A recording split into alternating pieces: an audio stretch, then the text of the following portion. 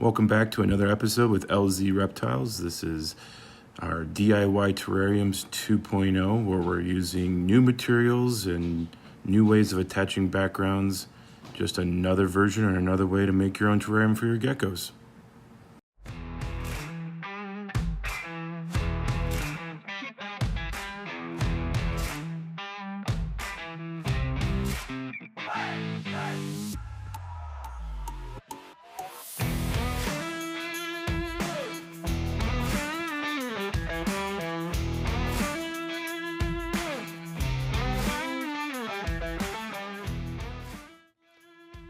All right, so now that we have our background all siliconed in, we went with these bark slabs where it's just one piece. And next we're gonna do the vent holes in the side and continue making this terrarium.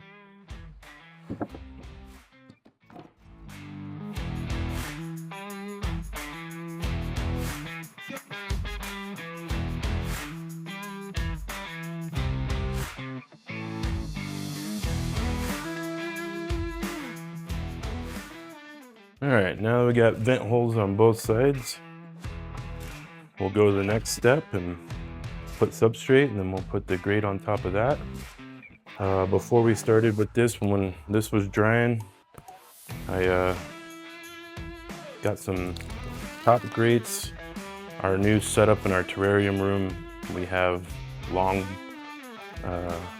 UVB lights, and so instead of having the tube like we had in the past videos with the light on top of it, with the vent, now we're stacking them up and each layer has a row of lights, and so we don't need the vents anymore, and makes it a lot easier, and it gives better ventilation too.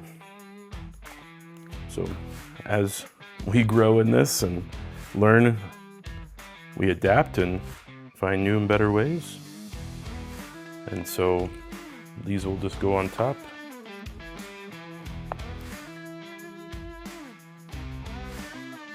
I'm reheating a soldering pin because I'm gonna put some vent holes in here. When we put the sphagnum moss in the bottom, we don't want it to get like mildewy. And so we'll put some vent holes in here so it has some nice ventilation, and then I'll let it cool down, change the tip, and I'll cut the entry hole for her to go into her lay box. So let it warm up while I'm finishing up the substrate, and we'll work on that.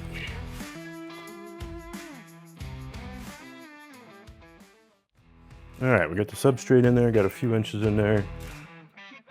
And next we'll map out these grates so we can put our isopods in there.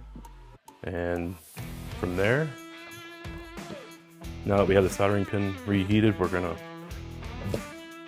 quickly punch some holes into here.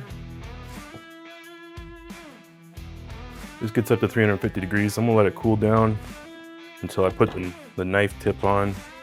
What I'll end up doing is cutting out a portion of this and just melting the edges so it's not sharp. All right, so now we got our background in there, we got our substrate in there, and we have our grate in there. We can actually throw our isopods in there. Next we'll work on their climbing posts. We got some hooks for them. We'll cut these to size. We're gonna angle these down, so we'll probably post this in here. Probably have one like that. We'll put the noodle on. We'll have one that kind of goes a little more up in the air.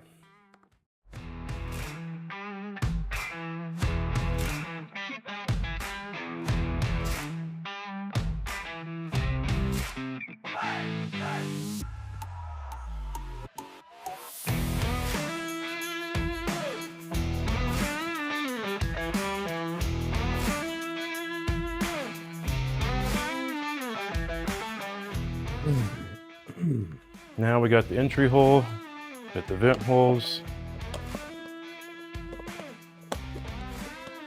and then inside of here we'll put the sphagnum moss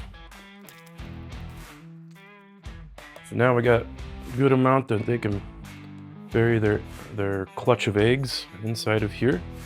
It's nice and moist, and we'll be able to keep the humidity high in there. And then we'll put that right here.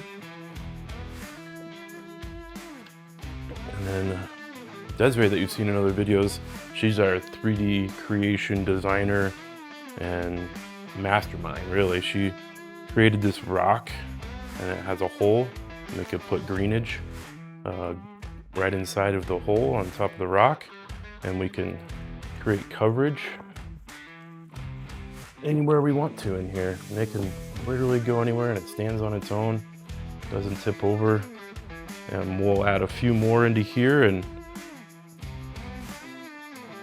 next step is we'll put the food dishes in here and the thermometer. Work on that next.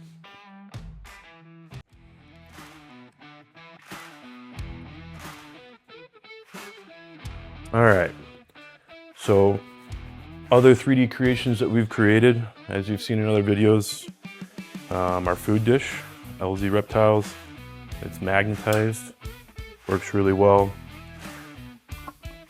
The cups just pop into the bottom, and then just take off the magnets.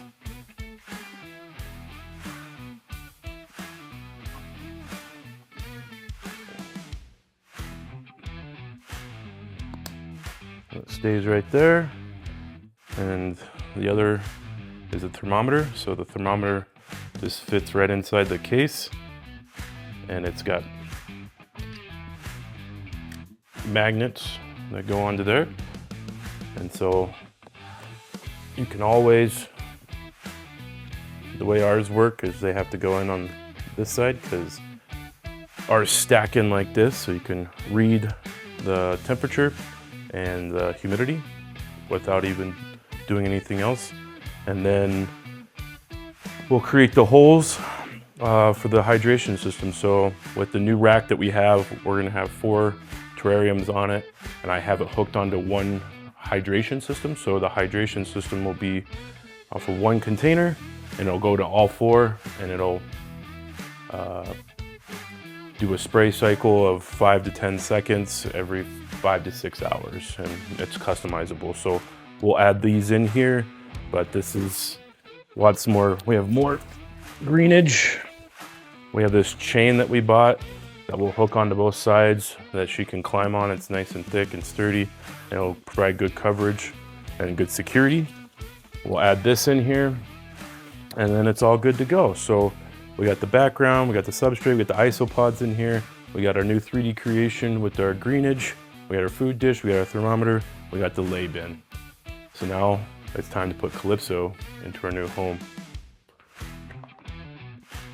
And here's the top. Would you like to bring her in? Ready. Show her to the camera. Beautiful lily white. We named her Calypso. She is absolutely gorgeous. Now we got her into our new home.